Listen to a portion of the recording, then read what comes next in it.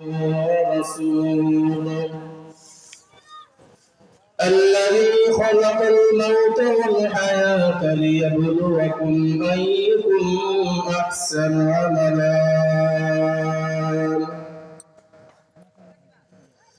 ونشهد أن أجملنا وأكملنا وأطهرنا أما بعد فأعوذ بالله من الشيطان الرجيم بسم الله الرحمن الرحيم فمن كان يرجو لقاء ربه فليعمل عملا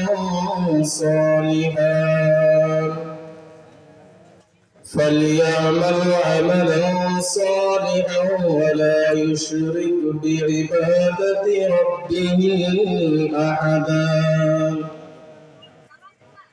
وقال الله سبحانه وتعالى في آية أخرى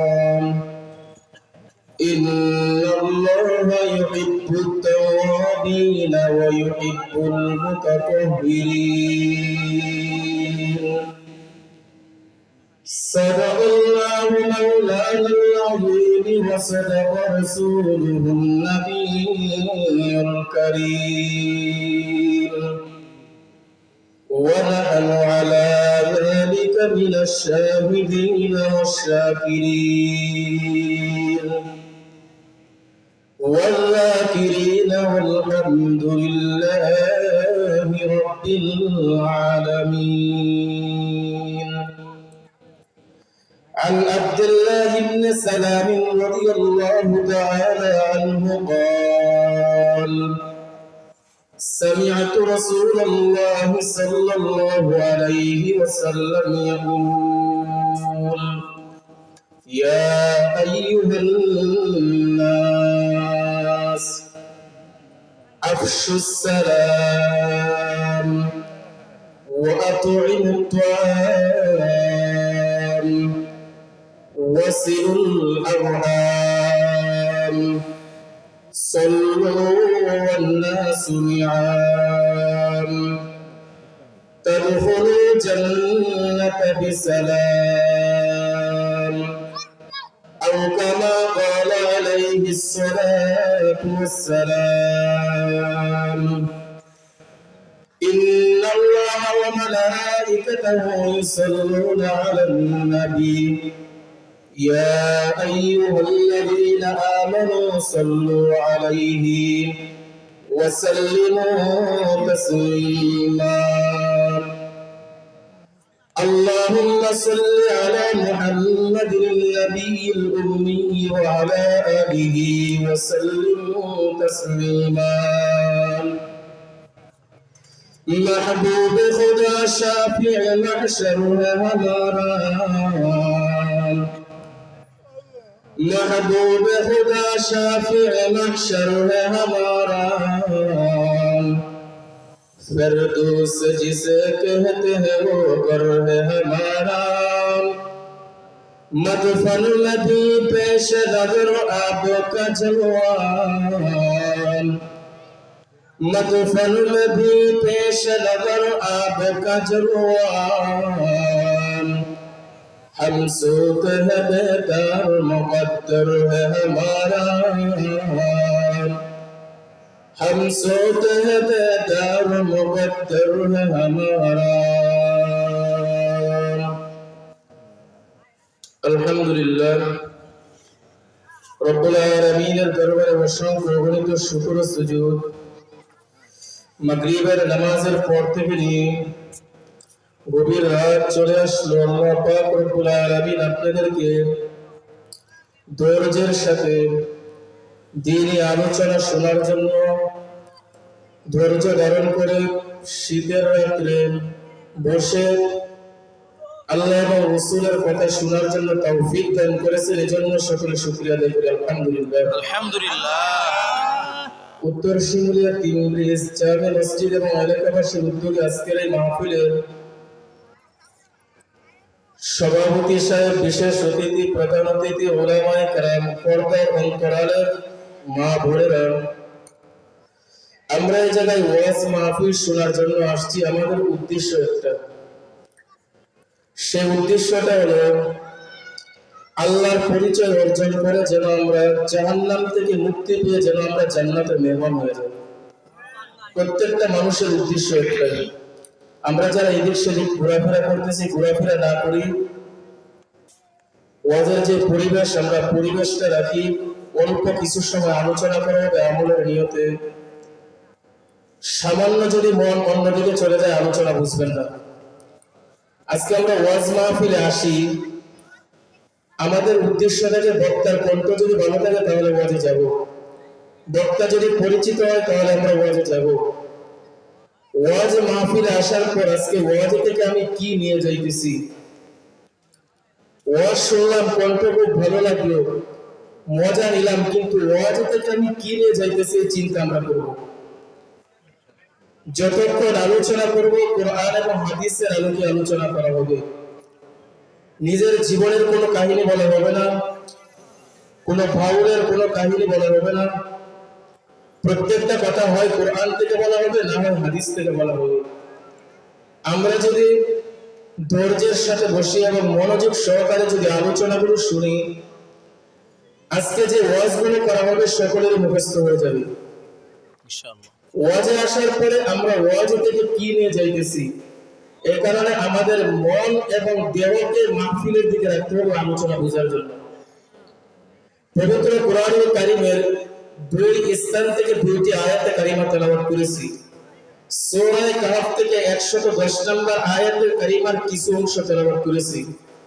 সূরা বাকারার 222 নম্বর আয়াতের কারিমারও কিছু অংশ তেলাওয়াত করেছি। রাসূল আকরাম সাল্লাল্লাহু আলাইহি ওয়াসাল্লামের অসংখ্য অগণিত হাদিস থেকে রিয়াদুস সালিহিন একটা কিতাব আছে, সেই কিতাবের 853 নম্বর হাদিসটা পাঠ করেছি।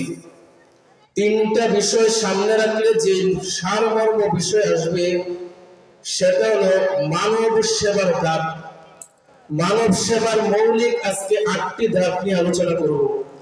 আমরা একজন মানুষ আরেকজন মানুষকে আমরা উপকার করব, তার মৌলিক আজকে 8টি ধাপ নিয়ে আলোচনা করব। যদি আমরা আলোচনা করি, মনোযোগ সহকারে খেয়াল করি, সকলের ওয়াজ মুখস্থ হয়ে যাবে। সূরা কাহফের 110 নম্বর আয়াতের মধ্যে আল্লাহ তাআলা বলেন, ফালা কানা ইয়ারজু লিকা রাব্বিহি ফালইয়ামাল আমালান সালিহান। আল্লাহ তাআলা বলেন, যেই ব্যক্তি আমার সাথে সাক্ষাতের আশা রাখে, তার প্রথম নাম্বার কাজ হলো সে যেন ভালো কাজ করে। তো আল্লাহর সাথে আমার এবং আপনার সাক্ষাৎ করতে হলে আমার আপনার প্রথম ডিউটি হলো ভালো কাজ করতে হবে। যদি ভালো কাজ করি তাহলে আল্লাহর সাথে সাক্ষাৎটা আমার আপনার ভালোভাবে হবে। তো ভালো কাজ করতে হবে, কারণ আমাদের জীবন হলো 2টা, একটা হলো দুনিয়ার জীবন আর একটা হলো আখিরাতের জীবন। দুনিয়াতে মানুষগুলো 2 ভাবে বিভক্ত। এক শ্রেণীর মানুষ হলো জান্নাতি আর এক শ্রেণীর মানুষ হলো জাহান্নামী। যারা জান্নাতি তারা আবার 2 দলে বিভক্ত। এক শ্রেণীর মানুষ হলো নামাজি আর এক শ্রেণীর মানুষ হলো বেনামাজি। নামাজি ব্যক্তি সে জান্নাতে যাবে, বেনামাজি ব্যক্তি সে মুসলমান কিন্তু নামাজ পড়তে পারে না ঠিক মতো, উপযুক্ত শাস্তি পাওয়ার পরে সে একদিন জান্নাতে যাবে। তো বলতেছিলাম আমাদের জীবন হলো 2টা, একটা দুনিয়ার জীবন আর একটা হলো আখিরাতের জীবন। দুনিয়ার জীবনে যেই জিনিসটাকে হেদায়েত বলা হবে, আখিরাতের জীবনে তাকে নাজাত বলা হবে। দুনিয়ার হেদায়েত আখিরাতে নাম হয়ে যায় নাজাত, আর আখিরাতের নাজাত দুনিয়াতে নাম হয়ে যায় হেদায়েত। এই হেদায়েত আমার আপনার প্রত্যেকটা মানুষের জীবনে প্রয়োজন, কারণ মরণ এমন একটা জিনিস, এটাকে অস্বীকার করার কারো কোনো সুযোগ নাই। আমার আপনার প্রত্যেকটা মানুষের মরণ হয়ে যাবে, কারণ আল্লাহ পাক রব্বুল আলামিন সূরা মুমিনুনের 115 নং আয়াতের ভিতরে বলেন, আফাহাসিবতুম আন্নামা খলাকনাকুম আবাসান ওয়া আন্নাকুম ইলাইনা লা তুরজাউন। আল্লাহ তাআলা বলেন, তোমরা কি ধারণা করেছো আমি তোমাদেরকে অনর্থক অযথা বানাইছি? আল্লাহ বলেন, না, আমি তোমাদেরকে অনর্থক অযথা বানাই নাই। অন্য আয়াতের ভিতরে আল্লাহ তাআলা বলেন, ওয়ামা খালাকনাস সামাওয়াতি ওয়াল আরদি ওয়ামা বাইনাহুমা ইল্লা বিল হক ওয়ামা খালাকনাস সামাআ ওয়াল আরদা ওয়ামা বাইনাহুমা ইল্লা বাতিল। আল্লাহ তাআলা বলেন, আসমান জমিন এবং আসমান জমিনের মাঝে যা কিছু আছে কোন একটা জিনিসকে আমি অনর্থক অযথা বানাই নাই। তো আল্লাহ তাআলা কোন জিনিসকে অনর্থক বানান নাই, তাহলে কেন বানাইছে? এই প্রশ্ন আপনার আমার মনের ভিতরে আছে কিনা? সূরা জারিয়াতের 56 নং আয়াতের মধ্যে আল্লাহ তাআলা বলেন, ওয়ামা খালাকতুল জিন্না ওয়াল ইনসা ইল্লা লিয়াবুদুন। আল্লাহ তাআলা বলেন, আমি জিন এবং ইনসানকে বানাইছি একমাত্র আমার ইবাদত বندگی করার জন্য। আপনার আমার মনে প্রশ্ন ছিল যে কেন আল্লাহ তাআলা আমাদেরকে বানাইছেন? সূরা জারিয়াতের 56 নং আয়াতের মধ্যে আল্লাহ রাব্বুল আলামিন বলে দিয়েছেন যে আমাদেরকে ইবাদতের জন্য বানাইছেন। এই কথাকে কেন্দ্র করে আমাদের আবার প্রশ্ন, তাহলে ইবাদত আমরা কতদিন করব? ইবাদতের জন্য বানাইছেন আল্লাহ, আমরা ইবাদতটা করব কতদিন? সূরা আল-কাবুতের 57 নং আয়াতের মধ্যে আল্লাহ রাব্বুল আলামিন বলেন, ওয়াবুদ রাব্বাকা হাত্তা ইয়াতিয়াকাল ইয়াকিন। ইবাদত তোমরা মরার আশার আগ পর্যন্ত করো। তো প্রথম প্রশ্ন ছিল কেন বানাইছে? ইবাদতের জন্য বানাইছে। ইবাদত কতদিন করব? মরার আশার আগ পর্যন্ত করব। আমি শাখা প্রশাখা বের করতেছি যেন আপনার আলোচনাগুলো বুঝেন। তো মরার আশার আগ পর্যন্ত আমাদের ইবাদত করতে হবে। এই আয়াতকে কেন্দ্র করে আবার আমাদের মনে প্রশ্ন জাগতে পারে, তাহলে আমাদের মরণ কি হয়ে যাবে? সূরা আহজাবের সূরা আল-কাবুতের 57 নং আয়াতের মধ্যে আল্লাহ তাআলা বলেন, কুল্লু নাফসিন যায়িকাতুল মাউত। প্রত্যেকটা আত্মা মরণের স্বাদ গ্রহণ করবে। তার এক একটা আয়াতের প্রেক্ষিতে আল্লাহ তাআলা উত্তর আমাদেরকে জানিয়ে দিতেছেন যে প্রত্যেকেরই মরণ হতে হবে। তাহলে আবার প্রশ্ন জাগতে পারে যে শিমুলিয়া এলাকা ছেড়ে আমরা জলকি চলে যাব অথবা ঢাকা চলে যাব, আজরাইলের হাত থেকে বাঁচার কোন সুযোগ আছে কিনা? আল্লাহ পাক রব্বুল আলামিন সূরা আহজাবের 16 নং আয়াতের মধ্যে বলেন, ওয়াল্লা ইয়ানফাকুমুল ফিরারু ইন ফারারতুম মিনাল মাউতি। আল্লাহ তাআলা বিশ্ব নবীকে বলতেছেন, আপনি জানিয়ে দেন মানুষ যদি মৃত্যু থেকে পলায়ন করে, এই পলায়ন তাদের কোনো কাজে আসবে না। এক দেশ ছেড়ে যদি অন্য দেশে চলে যায়, এক মহল্লা ছেড়ে যদি অন্য মহল্লায় চলে যায়, তারপরেও মৌত থেকে তারা পলায়ন করতে পারবে না।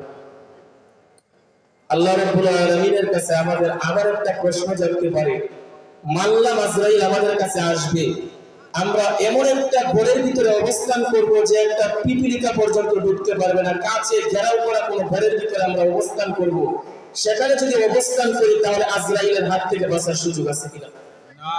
সূরা নিসার 78 নম্বর আয়াতের মধ্যে আল্লাহ তাআলা বলেন, আইনামা তাকুনু ইউদরিকুমুল মাউত ওয়ালাউ কুনতুম ফি বুরুজিন মুশাইয়াদা। আল্লাহ তাআলা বলেন, মওত থেকে পলায়ন করার জন্য যদি তোমরা শক্ত মজবুত একটা কেল্লার ভিতরে অবস্থান করো, কাছে ঘেরাও করা কোনো স্থানে অবস্থান করো, তারপরে আজরাইলের হাত থেকে তোমরা বাঁচতে পারবে না। আজরাইলের সাথে মুলাকাত করতে হবে, মওতের সাথে মুলাকাত করতে হবে। 6 নম্বর প্রশ্ন, তাহলে আমাদের মরণ একটু আগে পরে হওয়ার সম্ভাবনা আছে কিনা? আমার বয়স তো এখনো হয় নাই 80 বছর অথবা 200 বছর বয়সে আমার মরণটা দিয়ে এই সুযোগ আছে কিনা? সূরা আরাফ এবং সূরা ইউনূস এই দুই সূরার মধ্যে আল্লাহ তাআলা বলেন, ওয়ালা ইউআখিরুল্লাহু নাফসান ইযা জাআ আজালুহা। মরণ যখন এসে যাবে কিঞ্চিত পরিমাণ কাউকে কোনো সুযোগ দেওয়া হবে না, নির্ধারিত টাইমে তার মরণ হয়ে যাবে। 7 নম্বর প্রশ্ন, আল্লাহ তাআলা সারাটা জীবন আমি খারাপ কাজ করেছি, 80 বছর 90 বছর আমার হয়েছে, জীবনে কোনোদিন নামাজ পড়ি নাই, শেষবারের মতো আপনি আমাকে একটা অফার দেন, এখন থেকে তওবা করে আমি ভালো হয়ে যাবো, আজরাইল যখন এসে যায় আল্লাহর কাছে সেই অফার চাইলে আমাদেরকে সুযোগ দিবেন কিনা? সূরা মুনাফিকুনের 11 নম্বর আয়াতের ভিতরে আল্লাহ তাআলা বলেন, সূরা মুনাফিকুনের 11 নম্বর আয়াতের মধ্যে আল্লাহ পাক রব্বুল আলামিন আপনাকে এবং আমাকে বলতেছেন, ওয়ালাই ইউআখিরুল্লাহু নাফসান ইযা জাআ আজালুহা, যখন আপনার আমার মরণ এসে যাবে কিঞ্চিত পরিমাণ আপনাকে আমাকে সুযোগ দেওয়া হবে না, নির্ধারিত টাইমে আপনার আমার মরণ হয়ে যাবে। আপনাদের সামনে কোরআনের প্রত্যেকটা আয়াত বলার উদ্দেশ্য হলো এই আয়াতগুলোর মাধ্যমে আমরা বুঝতে পারলাম যে আমাদের মরণ হবে, মরণ থেকে বাঁচার কোনো সুযোগ নাই। খুব খেয়াল করে কথাগুলো শুনবেন যে মরণ থেকে বাঁচার আমাদের সুযোগ নাই, মরতে হবে। তো যেহেতু মরণ আপনার আমার হয়ে যাবে, দুনিয়াতে এমন কোন কাজ করে যেতে হবে যে কাজ করার কারণে মরার পরে আমাদের উপকারে আসে। তো সেই কাজগুলো কি? মৌলিকভাবে আজকে আপনাদেরকে সে 8টি ধাপের কথা আলোচনা করব, যে মানুষের সেবার ব্যাপারে 8টি ধাপ। 1 নাম্বার, যে মৌতের পরে আমার আপনার কাজে আসবে ইতিমকে লালন পালন করা। ওয়াজ মুখস্থ হয়ে যাবে যদি আপনারা খেয়াল করে শুনেন। 1 নাম্বার ধাপ হলো ইতিমের লালন পালন করা। মানব সেবার 1 নাম্বার ধাপ হলো ইতিমের লালন পালন করা। এ ব্যাপারে 9টি দৃষ্টান্ত পেশ করব। 1 নাম্বার, সূরা বাকারার 83 নম্বর আয়াত আল্লাহ তাআলা বলেন, লা তা'বুদুনা ইল্লাল্লাহ ওয়া বিল ওয়ালিদাইনি ইহসানা ওয়া বিল কুরবা ওয়াল ইয়াতামা ওয়াল মাসাকিন। আল্লাহ রাব্বুল আলামিন বলেন, বান্দা আমি আল্লাহ ছাড়া তোমরা কারো ইবাদত করিও না। ইবাদত যদি করতে হয় একমাত্র আমি আল্লাহর ইবাদত তোমরা করবে। লা তা'বুদুনা ইল্লাল্লাহ, ইবাদত একমাত্র আল্লাহ তাআলার করবেন। ওয়া বিল ওয়ালিদাইনি ইহসানা, দ্বিতীয় নাম্বার কথা হলো তোমরা তোমাদের পিতা মাতার সাথে ভালো আচরণ করবে। আল্লাহ পাক রব্বুল আলামিন প্রথমে নিজের কথা বলে দিয়েছেন, দ্বিতীয়ত আল্লাহ পাক রব্বুল আলামিন পিতা মাতার কথা বলে দিয়েছেন। ওয়া বিল ওয়ালিদাইনি ইহসানা ওয়া বিল কুরবা ওয়াল ইয়াতামা ওয়াল মাসাকিন। আল্লাহ পাক রব্বুল আলামিন বলেন, নিকট আত্মীয় যারা আছে তাদের সাথে ভালো আচরণ করো, ইতিম মিসকিন যারা আছে তাদের সাথে তোমরা ভালো আচরণ করো। এই আয়াতের মাধ্যমে বুঝতে পারলাম আল্লাহ পাক রব্বুল আলামিন বলেন 8টি ধাপের মধ্যে 1 নাম্বার ধাপ ছিল ইতিমের লালন পালন করা। আল্লাহ পাক রব্বুল আলামিন এই আয়াতের মাধ্যমে বুঝিয়ে দিয়েছেন আপনাকে আমাকে যে ইতিমের লালন পালন করা। ইতিমের লালন পালনের নির্দেশ রব্বুল আলামিন আপনাকে আমাকে দিয়েছেন। তাহলে মানব সেবার মানুষ সেবার 8টা ধাপের মধ্যে একটা ধাপ হলো ইতিমকে লালন পালন করা। এই ব্যাপারে 9টা দৃষ্টান্ত দিব। 1 নাম্বার দৃষ্টান্ত যে আল্লাহ তাআলা বলেছেন ইতিমকে লালন পালন করার কথা। দৃষ্টান্ত নাম্বার 2, সূরা নিসার 36 নম্বর আয়াত আল্লাহ তাআলা বলেন, ওয়া'বুদুল্লাহা ওয়া লা তুশরিকু বিহি শাইআন ওয়া বিল ওয়ালিদাইনি ইহসানা ওয়া বিল কুরবা ওয়াল ইয়াতামা ওয়াল মাসাকিন ওয়া বিস সাবিল। আল্লাহ পাক রব্বুল আলামিন দুনিয়ার সমস্ত মানুষদেরকে ঘোষণা করে বলেন, ইবাদত যদি করতে হয় একমাত্র আল্লাহ রাব্বুল আলামিনের ইবাদত করো, পিতামাতার সাথে ভালো আচরণ করো, ইতিম মিসকিন যারা আছে তাদের সাথে ভালো আচরণ করো। এই আয়াতের মাধ্যমে আমি আর আপনি বুঝতে পারলাম আল্লাহ রাব্বুল আলামিন ইতিম মিসকিনের সাথে ভালো আচরণ করার কথা বলেছেন। উদাহরণ নাম্বার 3, সূরা বাকারা আয়াত নাম্বার 215। আল্লাহ পাক রব্বুল আলামিন বলেন, আল্লাহর নবীর কাছে সাহাবারা জিজ্ঞাসা করলেন, ইয়াসআলুনাকা মাযা ইউনফিকুন, আপনার কাছে তারা জিজ্ঞাসা করে তাদের সম্পদ তারা কোথায় ব্যয় করবে। আল্লাহ পাক রব্বুল আলামিন আপনাকে আমাকে বলেন, ইয়াসআলুনাকা মাযা ইউনফিকুন কুল মা আনফাকতুম মিন খায়রিন ফালিল ওয়ালিদাইনি ওয়াল আকরাবিন ওয়াল ইয়াতামা ওয়াল মাসাকিন ওয়া বিস সাবিল। সম্পদ কোন স্থানে ব্যয় করা হবে এই সম্পর্কে জিজ্ঞাসা করা হয়। আল্লাহ রাব্বুল আলামিন আপনাকে আমাকে মেসেজ দিয়েছেন, সম্পদ যদি আল্লাহ দিয়ে দেয় সেই সম্পদ পিতামাতার পিছনে খরচ করবে, আত্মীয় স্বজন যারা আছে তাদের পিছনে খরচ করবে, এতিম মিসকিন যারা মুসাফির রয়েছে তাদের পিছনে খরচ করবে। এই আয়াতের মাধ্যমে আপনাকে আমাকে জানিয়ে দেওয়া হয়েছে যে এতিমকে লালন পালন করা, এতিমের পিছনে সম্পদ খরচ করা। উদাহরণ নাম্বার 4 সূরা নিসা আয়াত নাম্বার 10। আমাদের সমাজের ভিতরে এমন দেখা যায় অনেক এতিমের যদি সম্পদ বেশি হয়ে যায়, সমাজের ভিতরে কিছু নেতৃস্থানীয় ব্যক্তিরা, কিছু নেতা টাইপের লোকেরা ওই এতিমের সম্পদকে ভক্ষণ করার জন্য তার পিছনে লেগে যায়। আল্লাহ তাআলা বলেন, ইন্নাল্লাযীনা ইয়াকুলুনা আমওয়ালাল ইয়াতামা যুলমান ইন্নামা ইয়াকুলুনা ফী বুতুনিহিম নার ওয়া সায়াসলাউনা সাঈরা। আল্লাহ পাক রব্বুল আলামিন বলেন, এতিমের সম্পদকে যারা অন্যায় অত্যাচার করে, যারা এতিমের সম্পদকে ভক্ষণ করবে, আল্লাহ পাক রব্বুল আলামিন বলেন তারা তাদের পেটের ভিতরে কেমন যেন তারা আগুন তারা প্রবেশ করাইলো, ওসিরেই তারা প্রজ্বলিত জাহান্নামের ভিতরে প্রবেশ করবে। বলেন নাউজুবিল্লাহ। এই আয়াতের মাধ্যমে এতিমের মর্যাদা ফুটে ওঠে। আল্লাহ পাক রব্বুল আলামিন বলে দিয়েছেন যে এতিমের সম্পদ নষ্ট করা যাবে না, এতিমের সম্পদ খাওয়া যাবে না। কোরআন থেকে আমরা 4টি দৃষ্টান্ত, 5টা দৃষ্টান্ত কোরআন থেকে আমরা বুঝলাম। এবার হাদিসে কি বলে, আমরা হাদিসের দিকে তাকাই। বুখারী শরীফের 6005 নম্বর হাদিস, মোট হাদিস সংখ্যা 7563টি হাদিস বুখারী শরীফে। 6005 নম্বর হাদিস, নবীজির সাহাবা হযরত সাহাল রাদিয়াল্লাহু তাআলা হাদিসটা বর্ণনা করেন। তিনি বলেন, ক্বালা রাসূলুল্লাহ সাল্লাল্লাহু আলাইহি ওয়াসাল্লাম, আল্লাহর নবী বলেন, আনা ওয়া কাফিরুল ইয়াতীম ফিল জান্নাতি হাকাযা। আল্লাহর নবী বলেন, আমি এবং যেই ব্যক্তি এতিমের লালন পালন দুনিয়াতে করেছে, হাকাযা ওয়া ক্বালা বি ইসবাইহি সাবাবাতি ওয়াল উসতা, আমার দিকে দৃষ্টি দেন। আল্লাহর নবী বলেন, জান্নাতের মধ্যে আমি এবং যেই ব্যক্তি এতিমকে লালন পালন করেছিল, তর্জনী আঙ্গুল এবং মধ্যমা আঙ্গুলটা যতটুকু কাছাকাছি থাকে, আল্লাহর নবী বলেন জান্নাতের মধ্যে ওই ব্যক্তি এবং আমি জান্নাতের মধ্যে এমন কাছাকাছি থাকবো। বলেন সুবহানাল্লাহ। আল্লাহর হাবিব বলেন, তার এতিমের যদি লালন পালন করা হয়, দুনিয়াতে যে মানুষগুলো এতিমের লালন পালন করবে, বিশ্ব নবী বলেন ওই ব্যক্তি এবং আমি হাতের আঙ্গুলগুলি যেভাবে একটার সাথে আরেকটা মিলানো, এতিমের লালন পালন করার কারণে ওই ব্যক্তি আমার সাথে জান্নাতে এমন ভাবে মিলিত হয়ে থাকবে। হাদিস থেকে দ্বিতীয় নম্বর উদাহরণ, ইমাম বুখারী রাহমাতুল্লাহ আলাইহি একটা কিতাব, কিতাবের নাম আদাবুল মুফরাদ। সেই কিতাবের হাদিস সংখ্যা হলো 1336টি হাদিস, সেখান থেকে 135 নম্বর হাদিস। হযরত আবু বকর রাদিয়াল্লাহু তাআলা আনহু তিনি বলেন, আন্না আব্দুল্লাহ রাদিয়াল্লাহু তাআলা আনহু বল, আন্না আব্দুল্লাহ লা ইয়াকুলু তাআমান ইল্লা আলা আখওয়ানিহি ইয়াতীমুন। নবীজির একজন সাহাবা ছিলেন যার নাম ছিল আব্দুল্লাহ। তিনার একটা সুন্দর একটা গুণ ছিল যে তিনি কখনো তার দস্তরখানের ভিতরে এতিম ছাড়া কখনো খানা খান নাই। বলেন সুবহানাল্লাহ।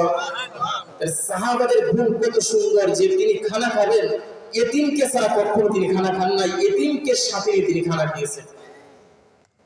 তাহলে এতিমের লালন পালনের মর্যাদা কত বেশি। হাদিস থেকে দৃষ্টান্ত নাম্বার 3, কিতাবের নাম সুনানে ইবনে মাজাহ। সেই কিতাবের মোট হাদিস সংখ্যা হলো 4341টি হাদিস, সেখান থেকে 3679 নম্বর হাদিস। আল্লাহ রাসূল সাল্লাল্লাহু আলাইহি ওয়াসাল্লাম তিনি বলেন, ক্বালা রাসূলুল্লাহ সাল্লাল্লাহু আলাইহি ওয়াসাল্লাম, খায়রু বাইতিন ফিল মুসলিমিনা ফাবাইতুন ফীহি ইয়াতীমুন। আল্লাহর নবী বলেন, মুসলমানদের মধ্য থেকে যেই মুসলমানের ঘরের ভিতরে এতিম রয়েছে, আল্লাহর নবী বলেন মুসলমানের সেই ঘরটাই হলো শ্রেষ্ঠ ঘর। বলেন সুবহানাল্লাহ। যে ঘরের মধ্যে এতিমের লালন পালন করে এতিম রয়েছে, সেই ঘরটাই হলো শ্রেষ্ঠ ঘর। ফায়ুহসানু ইলাইহি, এতিমকে আদর শিষ্টাচার শিক্ষা দেয় এমন ঘর যদি থাকে, আল্লাহর নবী বলেন সেই ঘরটাই হলো শ্রেষ্ঠ ঘর। ওয়াশারু বাইতিন ফিল মুসলিমিনা বাইতুন ফীহি ইয়াতীমুন ফায়ুসাউ ইলাইহি। আল্লাহর নবী বলেন মুসলমানদের মধ্য থেকে যেই মুসলমানের ঘরে এতিম রয়েছে, এতিমের লালন পালন সে করে না, তার উপর সে জুলুম নির্যাতন করে। বড় ভাই মারা গেছে, ছোট ভাই রয়ে গেছে, ছোট ভাইয়ের অধীনে বড় ভাইয়ের মেয়ে রয়েছে, বড় ভাইয়ের সন্তান রয়েছে। এখন ছোট ভাই চিন্তা করলো অথবা বড় ভাই চিন্তা করলো, আমার ভাইয়ের এত সম্পদ, এই সম্পদের ভাগিদার তো আমার ভাতিজা ভাতিজিরা পাবে। নির্যাতনের রুল তাদের উপর চালাইলো, তাদেরকে সম্পদ থেকে বঞ্চিত করলো। বিশ্বনবী মুহাম্মদুর রাসূলুল্লাহ সাল্লাল্লাহু আলাইহি ওয়াসাল্লাম বলেন, কোন পরিবারের ভিতরে যদি এই অবস্থা এসে যায়, মুসলমানদের মধ্যে সেই ঘরটাই হলো সবচেয়ে বেশি নিকৃষ্ট। বলেন নাউজুবিল্লাহ। এতিম থাকলে এতিমের সাথে কেমন আচরণ করতে হবে? আপনাদের আলোচনা কি ভালো লাগে? আমি কিন্তু কোনো সুরওয়ালা বক্তা না, আপনাদেরকে বুঝে বুঝে আলোচনা করব, খেয়াল করে শুনলে আলোচনা বুঝবেন। হাদিস থেকে দৃষ্টান্ত নাম্বার 4, কিতাবের নাম জামি আত-তিরমিজি, সেই কিতাবের 1917 নম্বর হাদিস। সেই কিতাবের মধ্যে মোট হাদিসের সংখ্যা রয়েছে 3996টি হাদিস রয়েছে, মতান্তরে 53টি হাদিস রয়েছে। সেই কিতাবের হাদিস আল্লাহ রাসূল বলেন, ক্বালা রাসূলুল্লাহ সাল্লাল্লাহু আলাইহি ওয়াসাল্লাম, মান ক্বাবাদা বাইনা মুসলিমিনা, মান ক্বাবাদা ইয়াতীমান বাইনা মুসলিমিনা ফি শারাবিহি ওয়া তাআমিহি আদখালাহু আল্লাহুল জান্নাতাল বাত্তাতা ইল্লা আইয়ামালা তাম্মান লা ইউফারু লাহু। আল্লাহর নবী বলেন, কোন পরিবারের ভিতরে যদি এমন অবস্থা হয়ে যায়, এতিম বাচ্চাদেরকে তাদের খাদ্যের ভিতরে শরীক করে নিছে, সমাজের ভিতরে একটা এতিম বাচ্চা, তাকে লালন পালন করার মতন কোনো মানুষ নাই, দয়া এসে গেল, সেই এতিম বাচ্চাটার লালন পালনের দায়িত্ব সে নিয়ে নিল। মাদ্রাসায় ছোট ছোট বাচ্চারা পড়াশোনা করে, অনেক এতিম বাচ্চা রয়েছে। মাদ্রাসায় প্রিন্সিপালের সাথে গিয়ে আলোচনা করলো, একটা এতিম বাচ্চার দায়িত্ব নেন, যতদিন পর্যন্ত এই বাচ্চা পড়াশোনা করবে, এই বাচ্চার জিম্মাদার আমি দায়িত্ব হয়ে গেলাম। আল্লাহর নবী বলেন, এই দায়িত্ব যদি আমার কোনো উম্মত নিতে পারে, আদখালাহুল্লাহুল জান্নাহ, আল্লাহ পাক রব্বুল আলামিন ওই এতিমকে লালন পালন করার কারণে জান্নাতে প্রবেশ করে দিবে। বলেন সুবহানাল্লাহ।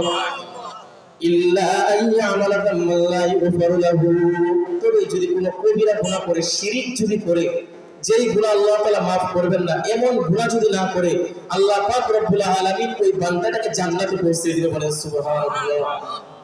তাহলে মানব সেবার 8টি ধাপের কথা আলোচনা করব। 1 নাম্বার ধাপ হলো এতিমের লালন পালন করা। এই ব্যাপারে আমরা 8টি দৃষ্টান্ত শুনেছি। দ্বিতীয় নাম্বার ধাপ হলো বিধবা অসহায় নারীদেরকে সহায়তা করা। ওয়াজ সবার মুখস্থ হবে, মনোযোগ সহকারে শুনবে। দ্বিতীয় নাম্বার ধাপ হলো বিধবা অসহায় নারী যারা আছে তাদেরকে সহায়তা করা। আমাদের সমাজের ভিতরে আজকে এমন অনেক বিধবা মা রয়েছে, স্বামী মারা গেছে, বিধবা মা রাস্তায় সে মানুষের বাড়িতে কাজ করে, এক একজনের বাড়িতে সে কাজ করে, তার জীবনকে সে পরিচালনা করে। কেন কাজ করে? সন্তানগুলোকে পড়াশোনা করাই, জীবিকার তাগিদে তার অনেক সময় কাজ করতে হয়, যার কারণে রাস্তায় সে কি করবে কি না করবে কোনো কিছু সে তালাশ করে পায় না। এক পর্যায়ে সে এমন মহিলা রয়েছে যারা নাকি গুনাহের রাস্তাকে তারা তালাশ করে নেয়। আল্লাহর নবী বলেন, বিধবা অসহায় নারীদেরকে সাহায্য সহযোগিতা করা। এই ব্যাপারে 2টি দৃষ্টান্ত বলবো বুখারী শরীফ থেকে। তাহলে মানব সেবার দ্বিতীয় নাম্বার ধাপ হলো বিধবা অসহায় নারীদেরকে সহায়তা করা। 1 নাম্বার এতিমের লালন পালন, দ্বিতীয় নাম্বার বিধবা অসহায় নারীদেরকে সহায়তা করা। বুখারী শরীফের 5353 নম্বর হাদিস, হাদিসের সংখ্যা 7563 হাদিস। আল্লাহ রাসূল সাল্লাল্লাহু আলাইহি ওয়াসাল্লাম বলেন, নবীজির সাহাবা হযরত আয়েশা, হযরত আবু হুরায়রা রাদিয়াল্লাহু তাআলা হাদিসটা বর্ণনা করেন। তিনি বলেন, ক্বালা রাসূলুল্লাহ সাল্লাল্লাহু আলাইহি ওয়াসাল্লাম, আল্লাহর নবী বলেন, as-sa'i 'alal armilati ওয়াল মিসকিন কাল মুজাহিদ ফি সাবিলিল্লাহ। আল্লাহর নবী বলেন, যারা অসহায় বিধবা মহিলাদেরকে যারা লালন পালনের চেষ্টা করে, একজন ব্যক্তি আল্লাহর রাস্তায় জিহাদ করলে যে পরিমাণ সওয়াব পাবে, বিশ্ব নবী বলেন, একজন অসহায় বিধবা নারীকে সহায়তা করার কারণে আল্লাহ পাক রব্বুল আলামিনের কাছে ওই ব্যক্তির মর্যাদা একজন মুজাহিদের মর্যাদার ন্যায় হয়ে যায়। বলেন সুবহানাল্লাহ। আবিল কাইমিল লাইলি ওয়ান নাহারিস সাইম আল্লাহর নবী বলেন একজন মানুষ সারা রাত দাঁড়িয়ে ইবাদত করলে, সারা দিন রোজা রেখে যে পরিমাণ সওয়াব অর্জন করবে, মাগরিবের পর থেকে নিয়ে ফজর পর্যন্ত নামাজ পড়লে যে পরিমাণ সওয়াব পাবে, এবং সারা দিন ভর রোজা রাখলে যে পরিমাণ সওয়াব অর্জন করবে, আল্লাহর রাস্তায় জিহাদ করলে যে পরিমাণ সওয়াব অর্জন করবে, বিশ্ব নবী বলেন একজন বিধবা অসহায় নারীকে যদি কেউ সহায়তা করে, আল্লাহর কাছে তার মর্যাদা ততটুকু পৌঁছে যাবে। বলেন সুবহানাল্লাহ। দৃষ্টান্ত নাম্বার 2, বুখারী শরীফের 5352 নম্বর হাদিস। عن أبي هريرة رضي الله تعالى عنه قال নবীজির সাহাবা হযরত আবু হুরায়রা রাদিয়াল্লাহু তাআলা আনহু বলেন, আনফিক ইয়া বনি আদম আনফিক আলাইহি, হে আদম সন্তান তোমরা অসহায় যারা রয়েছে, বিধবা যারা রয়েছে তাদের পিছনে তোমরা খরচ করো। খরচ করলে লাভ কি? আমি আল্লাহ তোমাদেরকে সম্পদ দান করব। বলেন সুবহানাল্লাহ। এই হাদিসের মাধ্যমে বুঝতে পারলাম আমরা দান করি না কেন, বিধবাদেরকে কেন আমরা দেই না, অসহায়দেরকে কেন দেই না, আমার টাকা কমে যাবে। আর বিশ্বনবী বলেন যে দিলে আল্লাহ সম্পদ আরো বাড়িয়ে দেয়। তো মানব সেবার দ্বিতীয় নাম্বার ধাপ হলো বিধবা অসহায় নারীদেরকে সাহায্য সহযোগিতা করা। মানব সেবার তৃতীয় নাম্বার ধাপ বিপদগ্রস্ত ব্যক্তিদেরকে সাহায্য সহযোগিতা করা। আলোচনাগুলো খুব ভালো করে শুনতে হবে, তাহলে বুঝবেন। বিপদগ্রস্ত যারা আছে, বিপদে পড়ে গেছে, সম্পদ অনেক ছিল, ঘটনাক্রমে ছেলেটা অ্যাক্সিডেন্ট হয়ে গেছে, কোনো সম্পদ নাই, এমন একটা রোগ হয়ে গেছে তার জীবনের সাথে, সে মৃত্যুর সাথে তার জীবন নিয়ে পাঞ্জা লড়তেছে।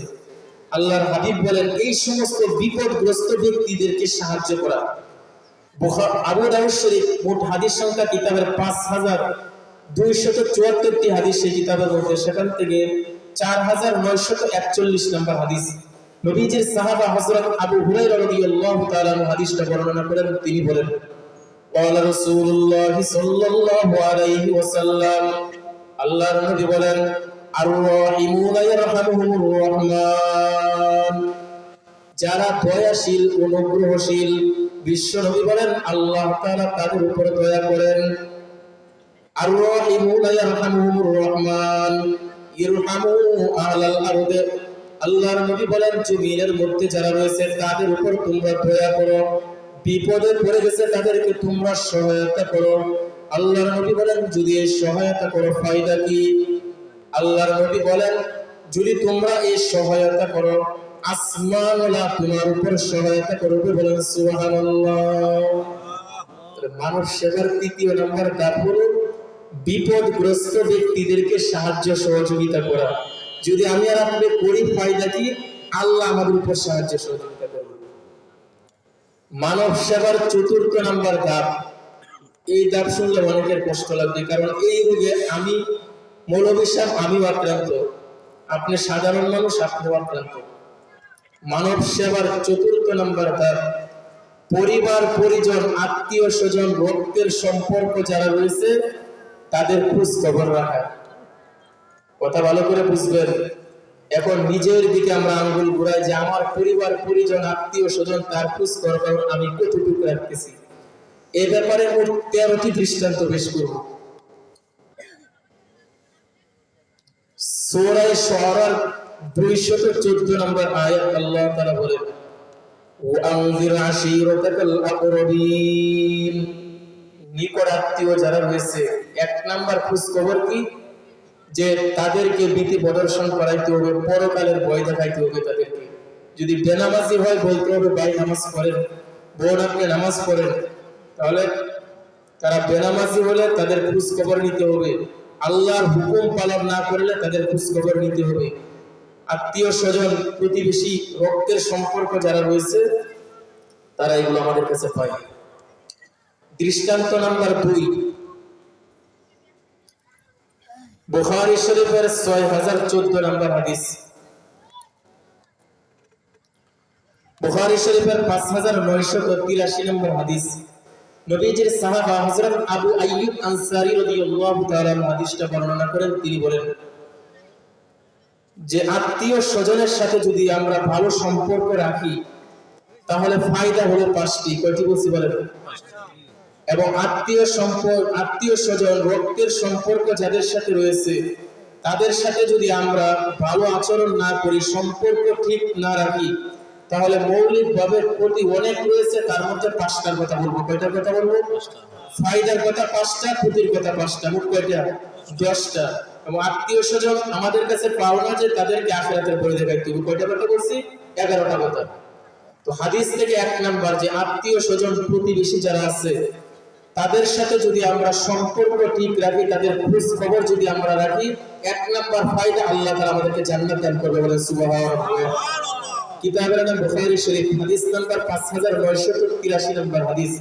হযরত আবু আইয়ুব আনসারী হাদিস বর্ণনা করেন, তিনি বলেন, আন্না রাজুলান ক্বালা ইয়া রাসূলুল্লাহ, এক ব্যক্তি আল্লাহর নবীকে বললেন, ইয়া রাসূলুল্লাহ, ইয়া হাবিবাল্লাহ, আদখিলনি বিআমালিন ইয়াদখিলুনিল জান্নাহ।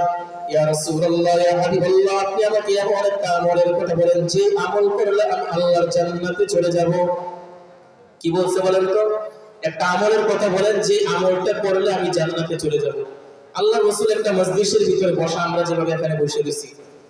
ফাকালাল কওমু মা লাহু, উপস্থিত সকলে বলতেছে, ওর কি হলো? আল্লাহ রাসূল কি এই ধরনের প্রশ্ন করতেছে বারবার, যে আমাদেরকে একটা আমলের কথা বলেন যে আমল করলে আমরা জান্নাতে চলে যাব। আল্লাহর হাবিব তিনি বলতেছেন, আরাবুন মা লাহু, তার একটা বিশেষ প্রয়োজন আছে আমার কাছে, সে প্রশ্ন করছে, তাকে তার প্রশ্ন করতে দাও। প্রশ্ন করছে, একটা আমলের কথা বলেন যে আমল করলে আমি জান্নাতে চলে যাব। আল্লাহ রাসূল কি আমলের কথা বলছে শুনেন। قال رسول الله صلى الله عليه وسلم تعبد الله لا تشركوا به شيئا وبالوالدين إحسانا।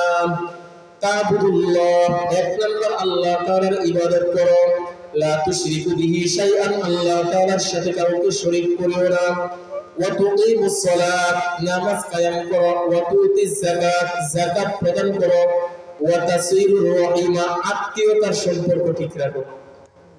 তো এই হাদিসের মধ্যে আল্লাহ রাসূল কয়টা কথা বলছেন?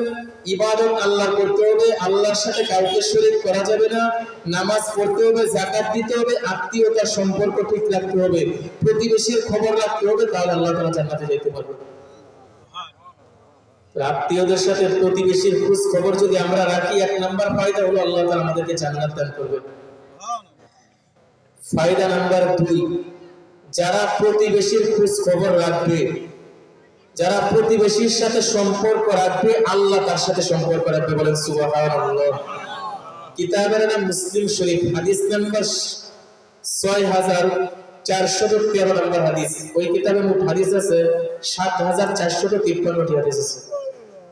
তো 6413 নাম্বার হাদিস, আম্মা জান আয়েশা রাদিয়াল্লাহু তাআলা আনহা হাদিসটা বর্ণনা করেন, তিনি বলেন, ক্বালা রাসূলুল্লাহ সাল্লাল্লাহু আলাইহি ওয়াসাল্লাম, আর-রাহিম মুআল্লাকাতুন বিল আরশ, আত্মীয়তার সম্পর্ক, রক্তের সম্পর্ক, প্রতিবেশীর সম্পর্ক, এটা আরশের সাথে ঝুলন্ত। সে আরশের সাথে ঝুলন্ত রয়েছে। তাকুলু মান ওয়াসালানি ওয়াসালাহুল্লাহ ওয়া মান ওয়াতানি ওয়াতাহুল্লাহ, প্রতিবেশীর এই সম্পর্ক, আত্মীয়তার এই সম্পর্ক, রক্তের এই সম্পর্ক আমাকে আপনাকে ডাকতে বলতে থাকে, আমার সাথে যে সম্পর্ক ঠিক রাখবে আমি তার সাথে সম্পর্ক ঠিক রাখবো। বলেন সুবহানাল্লাহ। আল্লাহর আরশের সাথে ঝুলন্ত অবস্থায় আছে, সে বলতে থাকে, ডাকতে থাকে, আমার সাথে যদি সম্পর্ক ঠিক রাখো আমি তার সাথে সম্পর্ক ঠিক রাখবো, আর আমার সাথে সম্পর্ক ঠিক রাখতে পারলে আল্লাহ তার সাথে সম্পর্ক ঠিক রাখবে। প্রতিবেশীর সাথে খোঁজ খবর রাখলে ফায়দা নাম্বার 3, কিতাবের নাম বুখারী শরীফ, হাদিস নাম্বার 5985 নাম্বার হাদিস, যে আল্লাহ তাআলা হায়াত বাড়িয়ে দিবে। বলেন সুবহানাল্লাহ। قال رسول الله صلى الله عليه وسلم, আল্লাহর নবী বলেন, মান সাররাহু আইয়াবসুতা ফি রিজকিহি ওয়া ইউসা ফি আসারিহি ফালিয়াসিল রাহিমা। বিশ্বনবী মুহাম্মদুর রাসূলুল্লাহ সাল্লাল্লাহু আলাইহি ওয়াসাল্লাম আপনাকে আমাকে বলে, যে ব্যক্তি এই বিষয়ে আনন্দ ফায়দা অর্জন করতে চায় যে আল্লাহ তাআলা তার মৃত্যুকে বিলম্ব করে দেন, তার জন্য উচিত হলো সে যেন প্রতিবেশীর সাথে সম্পর্ক ভালো রাখে। বলেন সুবহানাল্লাহ। সে যেন আত্মীয়তার সম্পর্ক ঠিক রাখে, সে যেন রক্তের সম্পর্ক ঠিক রাখে। ভাইয়ে ভাইয়ে বন্ধু করে ভাইয়ে ভাইয়ের সম্পর্ক বিচ্ছিন্ন করা যাবে না, বাবার সাথে মনোমালিন্য হয়, বাবার সাথে সম্পর্ক বিচ্ছিন্ন করা যাবে না। বিবির কথা শুনে মার সাথে সম্পর্ক বিচ্ছিন্ন করা যাবে না, মার কথা শুনে বিবির সাথে সম্পর্ক বিচ্ছিন্ন করা যাবে না। আল্লাহর নবী বলেন এই কাজগুলো যারা করবে, আল্লাহর নবী বলেন আল্লাহ তাআলা তাদের মৃত্যুকে পিছিয়ে দেন, তাদের হায়াত বরকত দান করেন। ফায়দা নাম্বার 4, যারা রক্তের সম্পর্ক ঠিক রাখবে, প্রতিবেশীর খোঁজ খবর রাখবে। প্রতিবেশীর খোঁজ খবর রাখার কারণে সমাজের মানুষ তাদেরকে মহব্বত করবে। বলে সুবহানাল্লাহ। এই কথা কে বলছে? আল্লাহর রাসূল বলেছেন। কিতাবের নাম আদাবুল মুফরাদ, সেই কিতাবের 58 নম্বর হাদিস। عن أبي هريرة رضي الله تعالى عنه قال قال رسول الله صلى الله عليه وسلم আল্লাহর নবী বলেন মান ইত্তাকা রাব্বাহ, যেই ব্যক্তি আল্লাহকে ভয় করে। আল্লাহর নবী বলেন যেই ব্যক্তি মান ইত্তাকা রাব্বাহু ওয়া ওয়াসালা রাহিমাহু, আত্মীয়তার বন্ধনকে যেই ব্যক্তি ঠিক রাখে, নুসিয়া ফি আতারিহি, আল্লাহর নবী বলেন তার মৃত্যুকে পিছিয়ে দেওয়া হয়। আল্লাহর নবী বলেন শুধুমাত্র মৃত্যুকে পিছিয়ে দেওয়া হয় বিষয়টা এমন না। ও আহাব্বা আহলুহু, পরিবারের লোকেরা তাকে মহব্বত এবং ভালোবাসে। তার আত্মীয়তার সম্পর্ক, প্রতিবেশীর সাথে ভালো সম্পর্ক রাখলে প্রতিবেশী মহব্বত করবে, ভালোবাসবে। আপনি বিপদে পড়ে গেলে প্রতিবেশী তার জীবন দিয়ে দিতে চাবে। কিন্তু আমাদের সমাজের পরিস্থিতি বর্তমানে ভিন্ন। এক ঘরের লোক অসুস্থ হয়ে মারা যায়, আরেকজন খবর নিতে আসে না। বড় বড় বিপদে পড়ে যায়, বলতেছে ওটা মরলে আরো বেশি ভালো। তাহলে বোঝা যাবে আমার ভিতরে, আপনার ভিতরে দুর্বলতা রয়েছে। ফায়দা নাম্বার 5, যারা প্রতিবেশীর খোঁজ খবর রাখবে, আল্লাহ তাআলা তাদেরকে ধনী বানিয়ে দিবেন, তাদের সম্পদের মধ্যে বরকত দান করবে। বলে সুবহানাল্লাহ। এই কথা কে বলছে? আল্লাহর নবী বলছে। কিতাবের নাম মুসলিম শরীফ, হাদিস নাম্বার 6417 নম্বর হাদিস। হযরত আনাস রাদিয়াল্লাহু তাআলা হাদিসটা বর্ণনা করেন। তিনি বলেন ক্বালা রাসূলুল্লাহ সাল্লাল্লাহু আলাইহি ওয়াসাল্লাম মান সাররাহু আইয়াবসুতা ফি রিজকিহি ফালিয়াসিল রাহিমা, আল্লাহর নবী বলেন যেই ব্যক্তি এমনটা চায় যে আল্লাহ তাআলা তাকে ধনী বানিয়ে দেন, তার সম্পদের ভিতরে বরকত দান করুন, ওই ব্যক্তির জন্য উচিত হলো প্রতিবেশীর খবর রাখা, আত্মীয়তার সম্পর্ক ঠিক রাখা। যদি এই কাজ করে বিশ্ব নবী বলেন আল্লাহ তাআলা তার সম্পদের ভিতরে বরকত দান করবে। বলেন সুবহানাল্লাহ। মানব সেবার 4th নাম্বার ধাপ আলোচনা করতেছিলাম যে প্রতিবেশীর খোঁজ খবর রাখলে ফায়দা কি? 5টা ফায়দা আমরা বুঝলাম। এবার আসেন, যদি আমরা প্রতিবেশীর খবর না রাখি এবং আত্মীয়তার সম্পর্ক যদি আমরা নষ্ট করে দেই, তাহলে ক্ষতি কি? ক্ষতি হলো 5টা। 1 নাম্বার ক্ষতি, যারা আত্মীয়তার সম্পর্ককে নষ্ট করে দেয়, আল্লাহ তাআলা তার কোনো আমলে কবুল করবেন না। বলেন নাউজুবিল্লাহ। কেন কবুল করবেন না? এই কথা আল্লাহ পাক রব্বুল আলামিন সূরা মায়েদার 27 নং আয়াতের ভিতরে বলেন ইন্নামা ইয়াতাকাব্বালুল্লাহু মিনাল মুত্তাকিন। আল্লাহ রাব্বুল আলামিন একমাত্র আমল কবুল করেন যারা মুত্তাকি, যারা আল্লাহকে ভয় করে। একমাত্র আল্লাহ ভীরু মানুষদের আমলগুলোকে আল্লাহ পাক রব্বুল আলামিন কবুল করেন। তো আত্মীয়তার সম্পর্ক, প্রতিবেশীর খোঁজ খবর না রাখলে 1 নাম্বার ক্ষতি হলো আল্লাহ তাআলা তাদের আমলগুলো কবুল করবেন না। আয়াত থেকে বুঝলাম। এবার হাদিস থেকে আমরা বুঝি। কিতাবের নাম আদাবুল মুফরাদ, হাদিস নাম্বার 61 নম্বর হাদিস। সেই কিতাবের মধ্যে মোট হাদিস রয়েছে 1336টি হাদিস। আল্লাহ রাসূল সাল্লাল্লাহু আলাইহি ওয়াসাল্লাম বলেন قال رسول الله صلى الله عليه وسلم إن أعمال بني آدم تعرض على الله تبارك وتعالى عشية كل خميس ليلة الجمعة فلا يقبل عمل قوتي رحيم। বিশ্বনবী মুহাম্মদুর রাসূলুল্লাহ সাল্লাল্লাহু আলাইহি ওয়াসাল্লাম বলেন, সারা সপ্তাহে আমি আর আপনি যে আমলগুলো করতেছি, শনিবার যে আমল করতেছি, শুক্রবার যে আমল করতেছি, রবিবার যে আমলগুলো করতেছি, সপ্তাহে 2 দিন আল্লাহর দরবারে আমলগুলো পেশ করা হয়। এই হাদিসের মধ্যে 1 দিনের কথা বলা হয়, অন্য হাদিসের মধ্যে 2 দিনের কথা বলা হয়। সোমবার এবং বৃহস্পতিবার রাতে আল্লাহ রাব্বুল আলামিনের কাছে আমলগুলো পেশ করা হয়। আল্লাহর নবী বলেন যে সমস্ত উম্মতেরা আমার আত্মীয়তার সম্পর্ককে বিচ্ছিন্ন করে দেয়, প্রতিবেশীর কোনো খোঁজ খবর রাখে না, আল্লাহর নবী বলেন ওই বান্দাগুলো সারা সপ্তাহ আমল করার পরেও ওই বান্দার আমলগুলো আল্লাহর দরবারে পেশ করা হয় না। বলেন নাউজুবিল্লাহ। সারা সপ্তাহ তাহাজ্জুদ পড়লাম, সারা সপ্তাহ আমি আর আপনি আওয়ামিন পড়লাম, সারা সপ্তাহ রোজা রাখলাম, কিন্তু আত্মীয়র সাথে সম্পর্ক ভালো না, প্রতিবেশীর খোঁজ খবর আপনি আমি রাখি না, আল্লাহর নবী বলেন আল্লাহ তাআলা ওই ব্যক্তির আমলই কবুল করবেন না। বলেন নাউজুবিল্লাহ। তাহলে ক্ষতি 1 নাম্বার আমরা বুঝতে পারলাম। 2 নাম্বার ক্ষতি, আল্লাহ রাসূল বলেন যারা আত্মীয়তার সম্পর্ককে নষ্ট করে দেয়, প্রতিবেশীর খোঁজ খবর যারা না রাখবে, আল্লাহর নবী বলেন সেই ব্যক্তিরা জাহান্নামী। বলেন নাউজুবিল্লাহ। কিতাবের নাম বুখারী শরীফ, হাদিস নাম্বার 5984 নম্বর হাদিস। আল্লাহ রাসূল সাল্লাল্লাহু আলাইহি ওয়াসাল্লাম বলেন, قال رسول الله صلى الله عليه وسلم لا يدخل الجنة قاطع رحيم। আল্লাহর নবী বলেন, যারা আত্মীয়তার সম্পর্ককে বিনষ্ট করে দেয়, প্রতিবেশীর খোঁজ খবর যারা রাখবে না, বিশ্ব নবী বলেন ওই ব্যক্তি জান্নাতে প্রবেশ করবে না। বলেন নাউজুবিল্লাহ। দ্বিতীয় নাম্বার ক্ষতি, জান্নাতে যাওয়া যাবে না।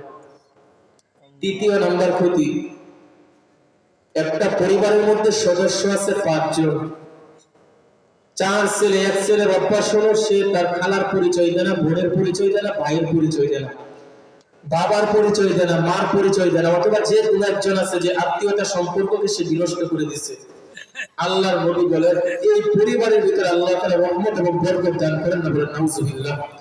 কিতাবের নাম আদাবুল মুফরাদ, হাদিস নাম্বার 63। আল্লাহ রাসূল সাল্লাল্লাহু আলাইহি ওয়াসাল্লাম বলেন, ইন্নার রাহমাতা লা তানসিবু আলা কওমিন ফীহিম গাতিউর রাহিমিন।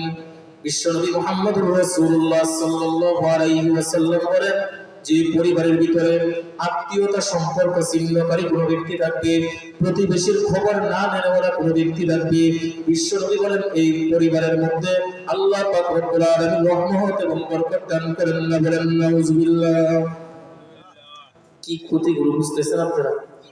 ক্ষতি নাম্বার 4, যারা আত্মীয়তার সম্পর্ককে নষ্ট করে দেয়, ভয়ঙ্কর ক্ষতি। আল্লাহ রাসূল বলেন আল্লাহ তাআলা তাদেরকে দুনিয়াতেও শাস্তি দিবে, আখিরাতেও শাস্তি দিবে। বলেন নাউজুবিল্লাহ।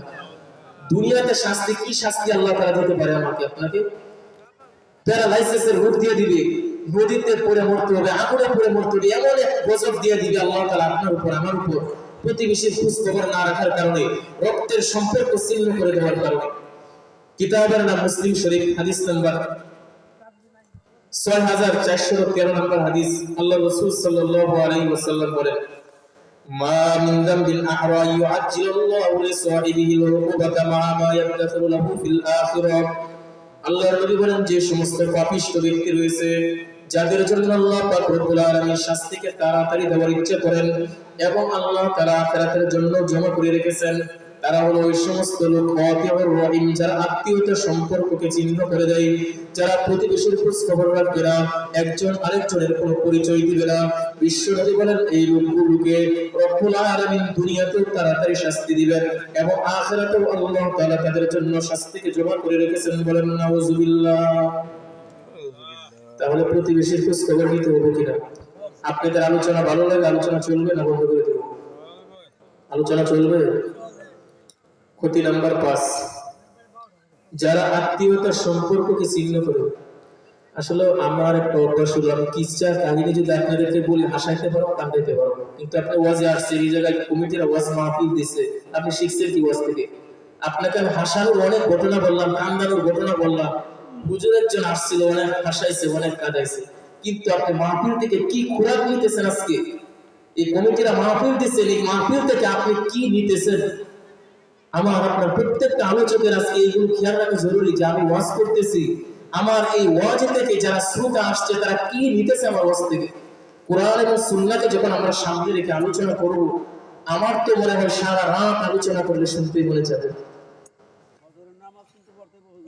আল্লাহ রাসূল সাল্লাল্লাহু আলাইহি ওয়াসাল্লাম বলতেছেন 5 নম্বর ক্ষতি, যারা আত্মীয়তার সম্পর্ক ছিন্ন করে দিবে, আল্লাহ রাসূল সাল্লাল্লাহু আলাইহি ওয়াসাল্লাম তাদের ক্ষতির ব্যাপারে বলতেছেন।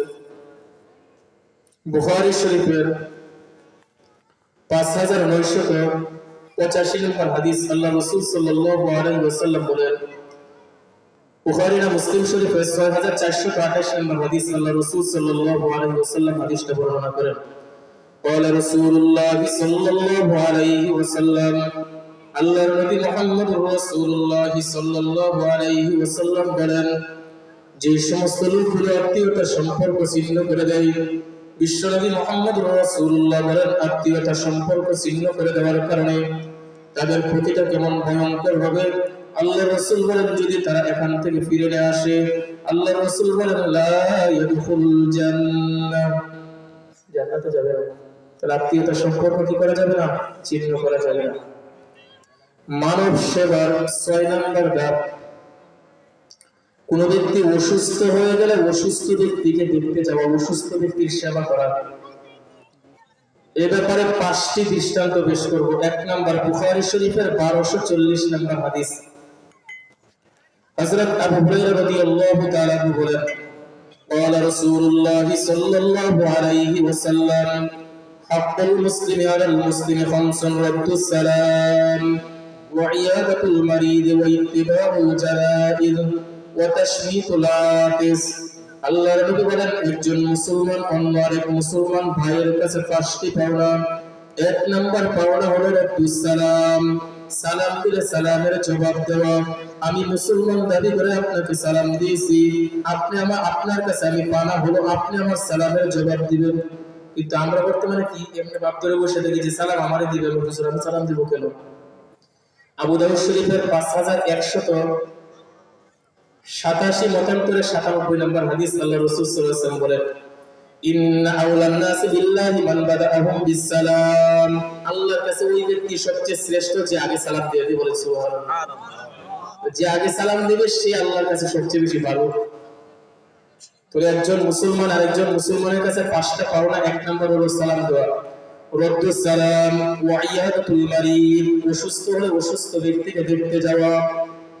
আমার 6 নাম্বার ধাপ ছিল যে মানব সেবার 6 নাম্বার ধাপ হলো কেউ অসুস্থ হলে অসুস্থ ব্যক্তিকে দেখতে যাওয়া, ওই ইজাবাতুদ দাওয়াতি, দাওয়াত দিলে দাওয়াত গ্রহণ করা, ওয়া তাশমিতুল আতিস, হাসি দিলে হাসির জবাব দেওয়া, ওয়া ইত্তিবাউল জানাইজ, জানাজায় অংশগ্রহণ করা।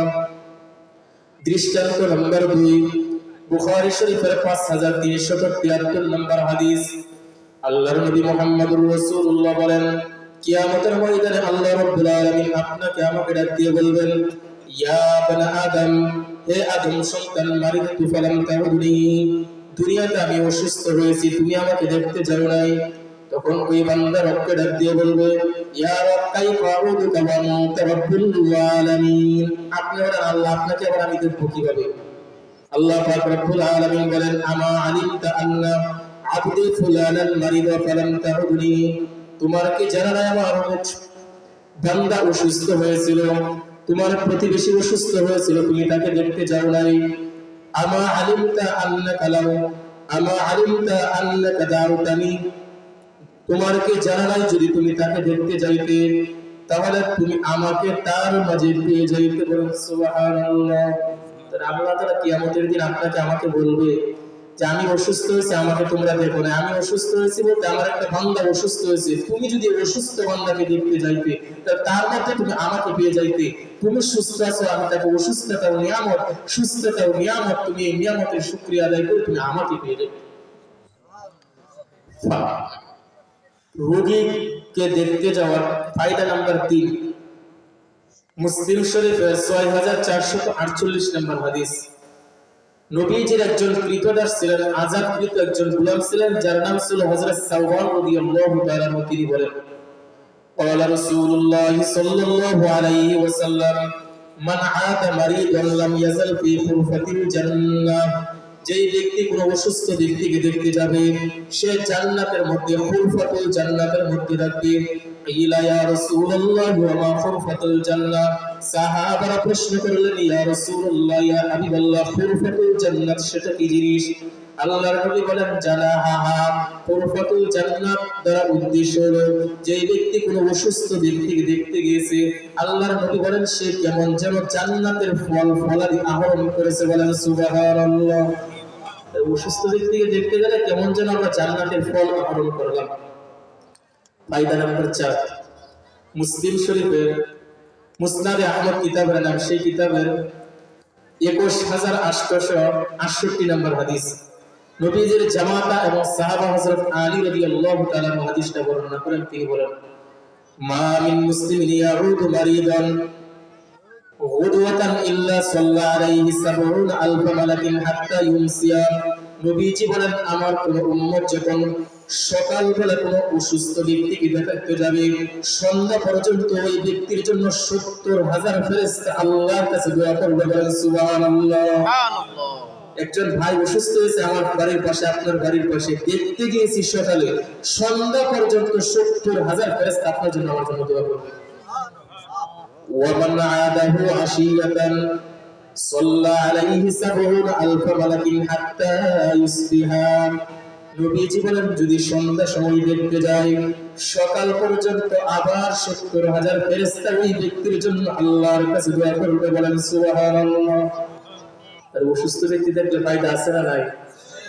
দেখবার গেলে আল্লাহ তাআলা ৭০,০০০ ফেরেশতা আমাদের জন্য দোয়া করে। মানব সেবার ৭ নম্বর ধাপ আলোচনা আমি সংক্ষিপ্ত করে দিতেছি, যেহেতু রাত খুব গভীর হয়েছে। সারা রাত ওয়াজ শুনলে যে ফজরের নামাজের গুরুত্ব তার চেয়ে বেশি। আমার আপনার জীবনে সারা জীবনের ওয়াজকে যদি এক পাল্লায় রাখা হয়, এক ওয়াক্ত ফরজের এক রাকাতের সমপরিমাণ হবে না। তাই ফরজ আমাদের করতে হবে। সংক্ষিপ্ত আকারে আমি আলোচনাগুলো শেষ করে দিতেছি, এগুলোর ভিতরে বিস্তারিত আলোচনা ছিল। মানব সেবার ৭ নম্বর ধাপ হলো মানুষকে রক্ত দেওয়া। কি বলছি বলেন তো? একজন মা তার বাচ্চা ভূমিষ্ঠ হবে, রক্তের কারণে সে মারা যেতে পারে। একজন ভাই সে মারা যেতে পারে। তাহলে মানুষকে রক্ত দেওয়া এটাও মানব সেবার একটা ধাপ। বলে সুবহানাল্লাহ। এই কথা হাদিসে কোরআনের মধ্যে বলেছেন। কোরআন থেকে বলি, সূরা মায়েদা আয়াত নম্বর ৩২ আল্লাহ তাআলা বলেন, ওয়ামান আহইয়াহা ফাকান্নামা আহইয়ান নাস জামিআ। যেই ব্যক্তি কোনো মানুষের জীবন দান করলো, মানুষটা মারা যাবে, সে রক্ত দিয়ে জীবন দান করলো, তার রক্তের উসিলায় আল্লাহ তাআলা তাকে জীবিত করলো, তার জীবনটা দিয়ে দিল। পৃথিবীর সমস্ত মানুষকে জীবন দান করলে যেই পরিমাণ ফজিলত এবং সওয়াব আল্লাহ পাক রব্বুল আলামিন তার আমলনামায় সেই পরিমাণ সওয়াব দান করবে। বলে সুবহানাল্লাহ।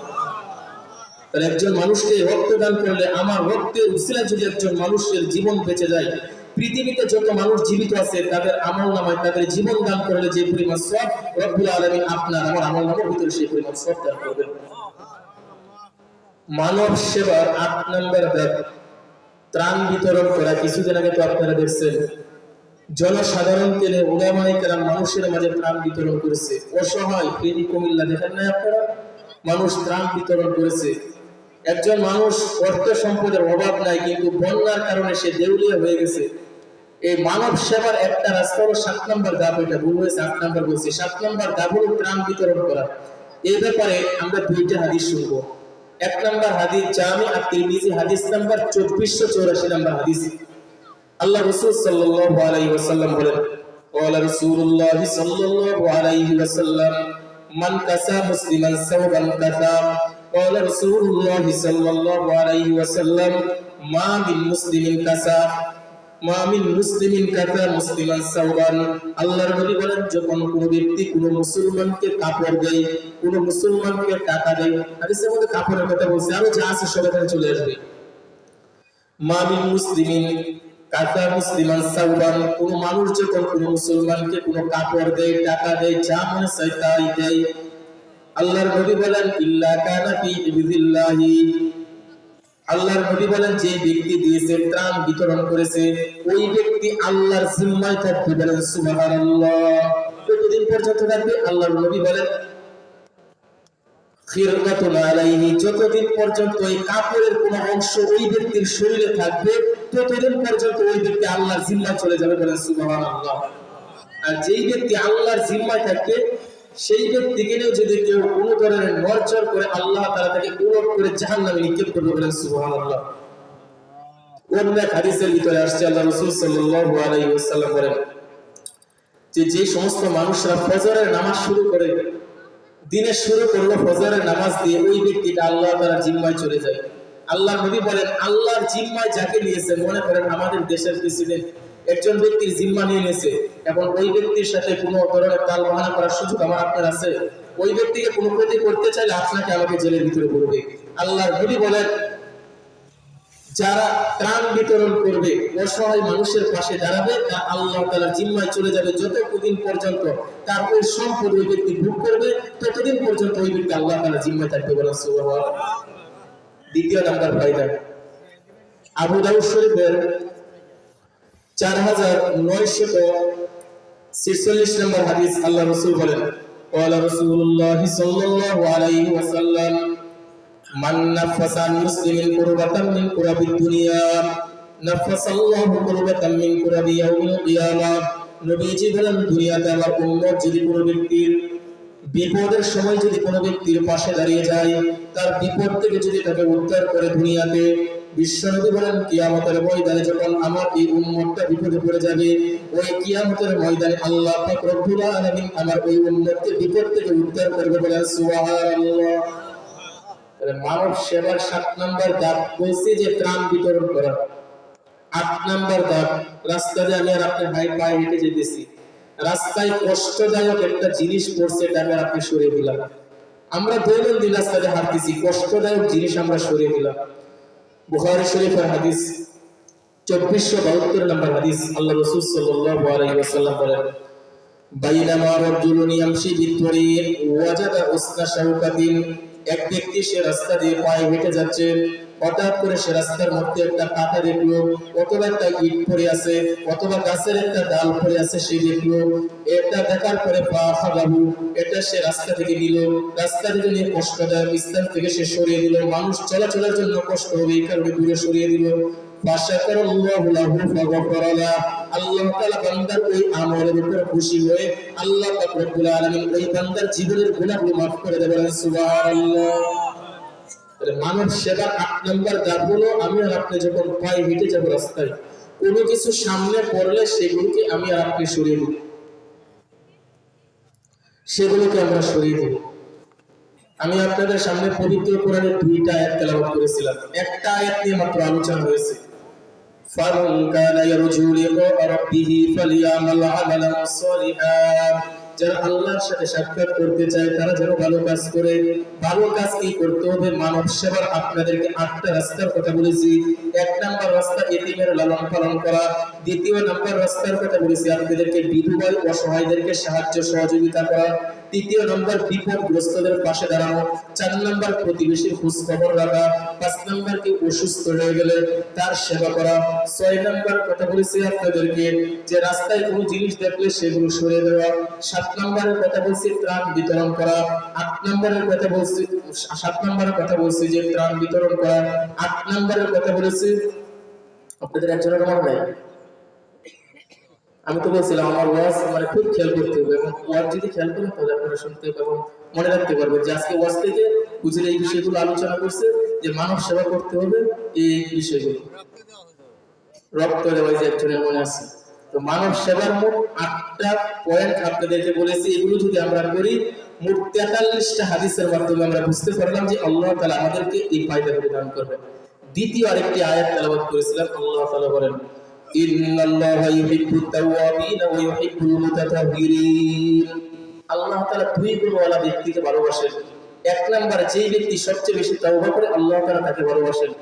2য় নাম্বার যেই ব্যক্তি সর্বদাই পবিত্র থাকে সেই ব্যক্তিকে আল্লাহ তাআলা ভালোবাসেন। 2টা কথা, 1 নাম্বার পবিত্র থাকবে যেই ব্যক্তি তাকে আল্লাহ ভালোবাসবেন, যেই ব্যক্তি আল্লাহর কাছে তাওবা করেন আল্লাহ তাআলা তাকে বেশি ভালোবাসবেন। মুসলিম শরীফের একটা হাদিস আছে 6882 নম্বর হাদিস, আল্লাহর রাসূল বলেন ইন্নাল্লাহা ইয়াবসুতু ইয়াদাহু বিল-লাইলি লিয়াতুবা মুসিউন নাহার ওয়া ইয়াবসুতু ইয়াদাহু বিন-নাহারি লিয়াতুবা মুসিউল লাইলি হাত্তা তাতলুআ আশ-শামস, রাত্রি যখন গভীর হয়ে যায়, সারাদিন আপনি আর আমি গুনাহ করলাম, এমন কোন গুনাহ নাই আমি আর আপনি করি নাই, চোখ দ্বারা গুনাহ করেছি, জবান দ্বারা গুনাহ করেছি, হাত দ্বারা গুনাহ করেছি, অঙ্গ প্রত্যঙ্গের মাধ্যমে গুনাহ করেছি। রাত্রি যখন গভীর হয় আল্লাহ রাব্বুল আলামিন আপনাকে আমাকে ডাকতে থাকে আর বলতে থাকে বান্দারে সারা দিন তুই গুনাহ করলে আমি আল্লাহ কেমন দয়াশীল, কেমন রহমত এবং রহমাতুর রহিম, সারা দিন গুনাহ তুই করেছো বান্দা, রাত্রি গভীর হয়েছে, ঘুমগুলো তুমি পরিহার করে আমার দরবারে 2টা সেজদা দিয়ে কুদরতি হাতগুলো উপরের দিকে উঠিয়ে দাও, বান্দারে সারা দিনের গুনার দিকে আমি তাকাবো না রে বান্দা, তোর সারা দিনের গুনাহগুলো আমি মাফ করে দিব। যখন সকাল হয়ে যায় আল্লাহ পাক রব্বুল আলামিন আপনাকে আমাকে আবার ডাকতে থাকে আর বলতে থাকে বান্দারে সারাটা রাত তুই গুনাহ করলে, ফেসবুকের মাধ্যমে গুনাহ হয়েছে, ইমোর মাধ্যমে গুনাহ হয়েছে, মেসেঞ্জারের মাধ্যমে গুনাহ হয়েছে রে বান্দা, সারা রাত তুই জিনা করেছো বান্দা, সকালবেলা আমি তোকে ডাকতেছি আর বলতেছি রে বান্দা সকালবেলা আমার কাছে তুমি মাফ চাও রে বান্দা, আমি তোমাকে মাফ করে দিব। তো আল্লাহ তাআলা মাফ করার জন্য আমাকে আপনাকে ডাকতে থাকে। তো আল্লাহ তাআলা 2 গুণওয়ালা ব্যক্তিকে ভালোবাসেন। 1 নাম্বার পবিত্র যে ব্যক্তি থাকবে, সর্বদাই পবিত্রতা ভিতরে থাকা। শীতকাল আসছে, ফজরের নামাজ পর্যন্ত পড়ে না কেন? ওযু করতে হবে। এশারের নামাজ পড়ে না, ওযু চলে গেছে, ওযু করতে হবে। এই দীর্ঘ আলোচনা এখান থেকে আরো 50টি হাদিসের মাধ্যমে আলোচনা, আজকে যেহেতু সময় আর নাই আলোচনার ওদিকে যাব না, শুধুমাত্র দুইটা কথা আমরা বুঝবো যে আল্লাহ তাআলা দুই গুণওয়ালা ব্যক্তিকে ভালোবাসেন। এক নাম্বার তওবা যে ব্যক্তি করে তাকে আল্লাহ তাআলা ভালোবাসেন। দ্বিতীয় নাম্বার যে ব্যক্তি পবিত্রতার মধ্যে থাকে আল্লাহ তাআলা তাকে ভালোবাসেন। মোট দুইটি হাদিসের মাধ্যমে আমরা বুঝতে পারলাম যে আল্লাহ তাআলা তাদেরকে ভালোবাসেন যারা মানব সেবায় লিপ্ত, তাদেরকেও ভালোবাসেন, যারা তওবা করে তাদেরকেও আল্লাহ ভালোবাসেন, এবং যারা পবিত্র থাকে তাদেরকেও আল্লাহ তাআলা ভালোবাসেন।